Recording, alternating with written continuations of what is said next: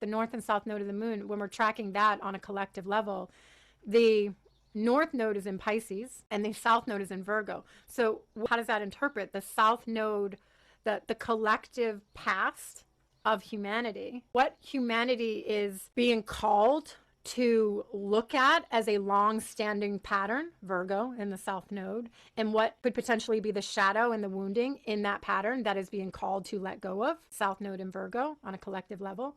And the north node in Pisces is calling us to, well, that's part of the remedy of how to remedy the Virgo, go towards the Pisces, and what is the highest expression that Pisces is also asking for. So when we look at that, Virgo Pisces, we know, is connected to religion, Christianity, and Catholicism. Over just about 2,000 years ago, it got created in the age of Pisces, which is now coming to an end after 2,500 years, and we're moving into the age of Aquarius. And Pisces, Virgo, has a lot of victim mentality going on within that signature. Suffering and victimization and outsourcing our power, martyrdom, and there is the like sadomasochistic kind of qualities, a hierarchy and a lower, Virgo Pisces, because Pisces holds a lot of compassion and all of these wonderful things as the axis, like the supreme healers are the Virgo Pisces. But Pisces is also the infinite, the source, the God. And in its distorted form,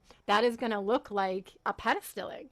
You know, like this whole conditioning, like born sinners, born less than, like the God is out there and you have to obey by it, or you have to get forgiven by it, or you have to follow the rules, or you're going to be judged. All of these things, rather than developing our own conscience to govern ourselves as sovereign beings. Our sovereignty was put outside of us, and we were made to feel less than, Virgo, inferior to Pisces, this supreme something. And obviously, like, the creator consciousness energetic is like an all-powerful essence, right? So we're not getting rid of that we are just gods, right? But we are trying to balance out this distortion that went on of like a hierarchy. Because also in the signature of Pisces, you want to remember, because a lot of people don't realize that because Pisces can be so passive and so like without boundaries. It's a condition that we find in Pisces a lot, like no boundaries, getting taken advantage of.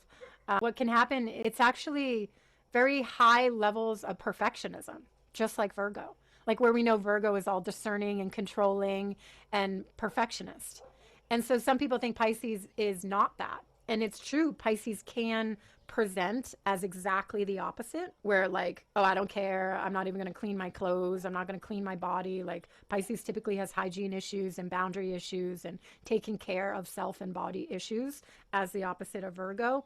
But when there is alignment, what we can see is that Pisces is high level perfectionist. Like when it comes into artistry, like Virgo Pisces can be quite artistic. Like it's never good enough, because it's like comparing it to an ideal, Pisces, to the creator source, God energy. And so continuing this, like it never quite meets the highest level of what could be. We're currently in this north node, south node. And so on a collective level, the planet, humanity, is moving into a portal where we are being called to release more of the south node energetic, Virgo, the victimization, the distortion of power dynamics, higher, lower, hierarchy, pedestaling, all of this stuff, victimization,